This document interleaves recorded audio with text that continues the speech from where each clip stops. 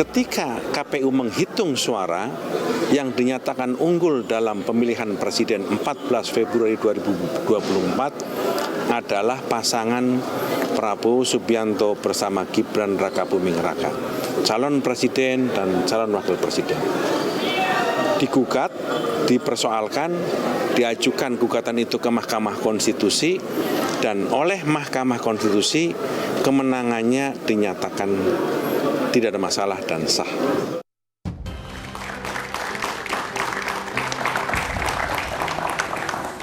Masih bersama saya Budiman Tanurjo di Satu Meja The Forum, Prof. Satya Arinanto. Gimana Anda sebagai ahli menilai dan jalannya gimana sih tiba-tiba muncul ide untuk mengganti wakil presiden melalui MPR? Baik, supaya jelas saya jelaskan dulu historisnya sedikit. Jadi awalnya dulu kan yang melakukan itu Majelis Permusyawaratan Rakyat Sementara MPRS pada waktu Bung Karno ya, dengan TAP MPRS nomor 33 tahun 67. Kemudian ada ketetapan yang baru, yang ketetapan MPR nomor 3 tahun 78 itu yang mengatur mengenai hal itu. Dan itu diterapkan untuk Presiden Abdurrahman Wahid. Jadi kita sudah 2 kali untuk Presiden itu impeachment begitu. Yang tadi yang melalui memorandum 1, memorandum kedua, baru sidang istimewa. Dua-duanya itu kewenangan di MPR. Nah sekarang ini juga setelah perubahan undang dasar itu ada pasal 7A, 7B yang tadi disinggung Pak Andreas Hugo Parera. Jadi pasal 7A itu mengatur jenis-jenis pelanggaran hukum apa yang memungkinkan seorang presiden dan atau wakil presiden itu dimakzulkan itu atau proses impeachment itu. Nah pertama itu ada beberapa kriteria pelanggaran hukum. Ya, ada pengkhianatan terhadap negara, ada korupsi, ada penyuapan, ada tindak pidana berat lainnya, ada perbuatan tercelah. Kemudian kriteria ke-6 itu perbuatan yang bertentangan dengan undang dasar. Kriteria ke-7 kalau dianggap tidak bisa menjalankan tugasnya lagi sebagai presiden dan wakil presiden. Nah itu dalam pasal 7A. Nah pasal 7B-nya itu mengatur mekanismenya. Yang tadi itu DPR dari pengajuan sampai kemudian disampaikan pada MPR, sampai MPR kemudian MK kembali lagi ke MPR. Nah di situ esensinya itu sebenarnya tetap jadi kewenangan MPR. Seperti MPRS dan yang memberhentikan Presiden Soekarno dan MPR yang memberhentikan Presiden Abdurrahman Wahid. Tetap di MPR, tapi sekarang minta legal opinion dulu kepada MK. Jadi sebenarnya putusan MK itu hanya legal opinion saja. Karena MPR walaupun MK menyatakan Presiden Wakil Presiden itu dianggap melanggar tadi ketentuan pasal 7A itu, MPR juga bisa. Artinya secara teoritis bisa saja, bisa. Tapi secara praktis tidak mudah ya sebetulnya ya? Ya lewat prosedur ini. Begitu. Lewat prosedur itu? Ya, dan kemudian kan ada lagi pengaturan ketika tahun 2009 itu DPR membuat Undang-Undang 27 tahun 2009 tentang MD3 yang menggantikan Undang Susduk mengenai hak-hak DPR dalam bidang pengawasan yang disebut dalam pasal 7B itu dijabarkan, ada tahapannya. Pertama hak interpelasi, kedua hak angket, ketiga baru hak menyatakan pendapat gitu. Oke. Tapi kalau yang ini lebih, kalau impeachment-nya itu karena kebijakan yang dilakukan oleh pemerintah awalnya begitu. Ya, oke, baik. Jadi saya lihat ada 2 pintu sebenarnya. Pintu yang langsung ke 7A 7B Undang Dasar atau pintu yang melewati hak pengawasan DPR tadi begitu. Oke, baik. Ya. Prof. Burhan Nudin Muhtadi, apa yang Anda baca? Ini sebuah political statement atau sebetulnya apa yang Anda lihat ini? Iya, memang lebih tampak political statement ya. Karena kalau kita melihat penjelasan Pak Satria maupun secara politik, memang berat ya untuk melakukan proses pemakzulan di saat 81% kekuatan pemerintah itu menguasai parlemen. Parlemen. Nah, hitung-hitungannya tidak mudah untuk mengubah itu. Tetapi faktor statistik jumlah anggota parlemen kan bukan satu-satunya cara untuk membaca mengapa statement ini muncul. Tetapi kita bisa melihat efek kualitatif dari pernyataan para purnawirawan. Jangan lupa kalau kita flashback ke belakang Mas Budiman, memang isu penuntutan mundur kepada pemimpin nasional itu bukan isu baru. Bahkan sudah terrealisasi minimal pasal impeachment pernah diberlakukan untuk Soekarno maupun Abdurrahman Wahid. Tetapi yang terjadi kalau kita bandingkan ke belakang, Pak Habibie pernah juga diminta mundur, Pak SBY juga pernah, Pak Jokowi apalagi. Tetapi baru kali ini tuntutan mundur, tuntutan diganti itu diarahkan kepada Wakil Presiden. Nah pertanyaannya, kalau secara politik itu susah untuk terrealisasi melihat komposisi parlemen semacam itu, lantas bagaimana cara kita membaca? Nah saya melihat apa yang kita lihat belakangan ini itu tidak bisa dipisahkan dari 2029. 2029. Terutama pasca penghapusan presidensial threshold di Oke. MK. Jadi dengan adanya kasus ini itu pasti posisi Gibran itu sudah tersandera secara politik. Jadi sulit untuk membayangkan Gibran maju lagi di 2029. Oke. Baik sebagai capres atau cawapres. Dan jangan lupa Pak Prabowo sudah diputuskan sebagai capres oleh Gerindra, kemudian didukung oleh PAN. Tetapi yang belum pasti adalah siapa cawapresnya. Jadi saya melihat ini semacam tanda kutip stempel politik yang menyulitkan buat Gibran untuk bermanuver lebih jauh untuk agenda elektoral berikutnya. Jadi sebuah political statement yang ditujukan untuk kepentingan elektoral 2029. Karena tadi komposisi politik Tidak per hari memungkinkan. ini sulit untuk membayangkan ya 7 partai pemerintah itu melakukan manuver untuk mengganti Gibran sebagai wakil presiden. Jangan lupa mereka yang mendaftarkan Gibran, setidaknya beberapa di antaranya ya sebelum akhirnya ada partai pendukung Anies yang ikut bergabung ke pemerintah.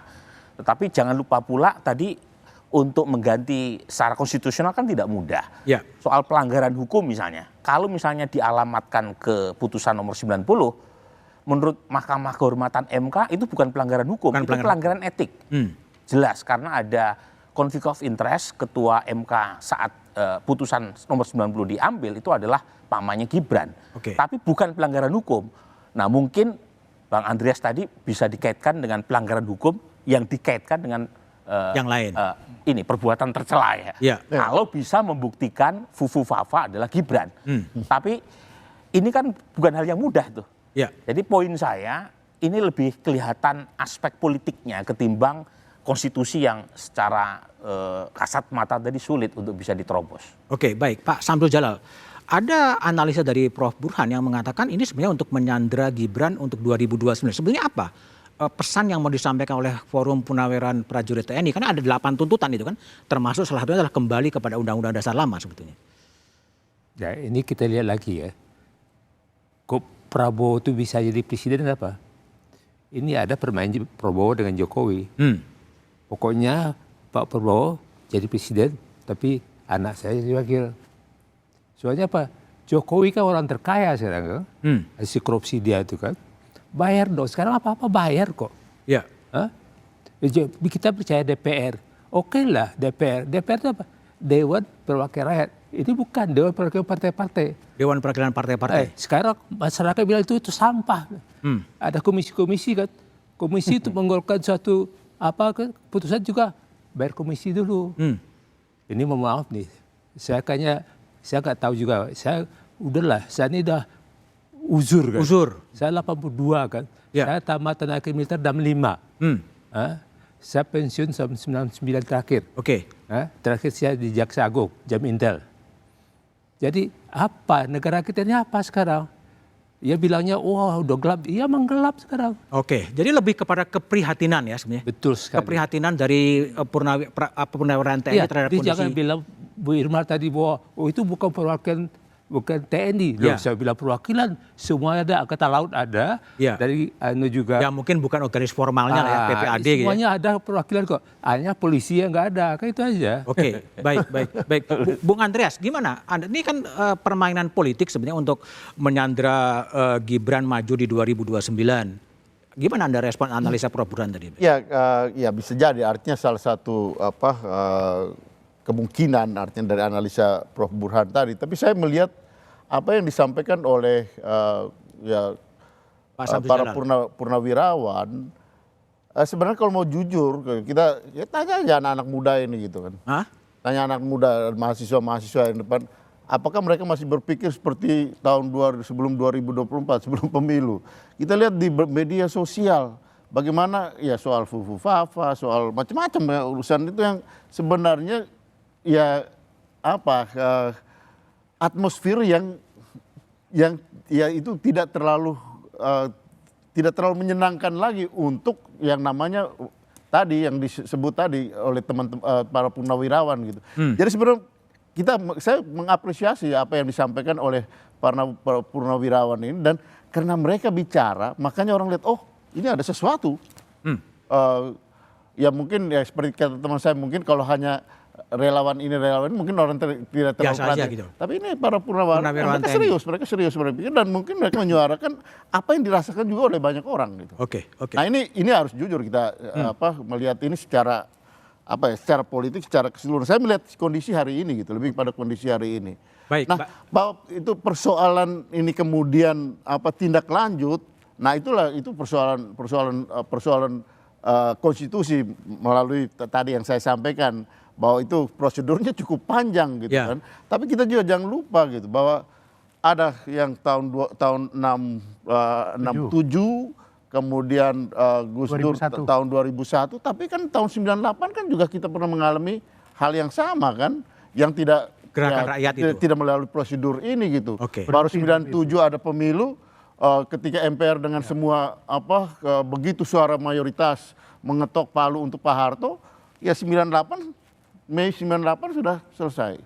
Jadi situasi seperti ini apa yang disampaikan oleh para purnawirawan, saya kira ya mereka mengapresiasikan, mengekspresikan apa yang mereka rasakan, dan mungkin juga dirasakan oleh banyak orang. Pak Prof Burhan mungkin bisa menyampaikan itu melalui hasil survei kalau udah ada surveinya gitu. Karena selama ini itu yang menjadi salah satu ukuran yang. Mbak Irma. Jadi kalau tadi saya coba telah, ini adalah sebuah keprihatinan sebetulnya terhadap situasi negeri ini. Anda juga menangkap keprihatinan yang sama yang muncul dalam pernyataan politik dari Forum Purnawirawan Prajurit TNI. Ya, tentu saja, karena kan para purnawirawan ini kan adalah orang-orang yang masih menjunjung Sabta Marga, walaupun pensiun tetap berpedoman pada Sabta Marga. Dan jangan lupa presiden kita sekarang adalah seorang purnawirawan juga. Artinya Presiden Prabowo tentu akan mendengarkan suara-suara yang memberikan masukan untuk kebaikan negara, yang tadi saya bilang berpedoman kepada menegakkan keadilan, kejujuran, dan juga kebenaran. Nah, masalahnya tadi kita kan melihat bahwa ini inkonstitusional karena dilepas kepada media dan publik. Gimana inkonstitusional ya kalau sebagai pernyataan politik? Ya, kan tadi dikatakan bahwa akhirnya menjadi polemik, PPAD mengeluarkan edaran, PPAU mengeluarkan edaran, PPAL kan terlihat tidak elok. Bahwa para purnawan menjadi berbeda pendapat, yang tentu saja lazim dalam hal ini. Namun juga tidak boleh dilupakan, tadi kan juga Prof Satya mengatakan bahwa ada sejarah bagaimana sejarah pemakzulan. Kita melihat sejarah bagaimana terpilihnya Prabowo dan Gibran. Ya, bahwa Presiden Prabowo terpilih karena wakilnya adalah Gibran Rakabuming. Itu sudah menjadi satu ketentuan. Dan tentu saya melihatnya Presiden Prabowo selain mendengarkan para purnawirawan dan juga suara-suara yang lainnya, itu kan membuat beliau menjadi dalam situasi yang tidak menyenangkan, karena saya tahu bahwa beliau sangat menghargai suara para purnawirawan. Namun ada hal-hal yang memang di luar kuasa dan tidak bisa dijawab, bahkan tidak bisa menjawab. Itu bukan urusan saya. Baik. Salah satu tuntutan dari Forum Purnawirawan Prajurit TNI adalah kembali ke Undang-Undang Dasar yang lama. Kita bahas setelah jeda berikut ini.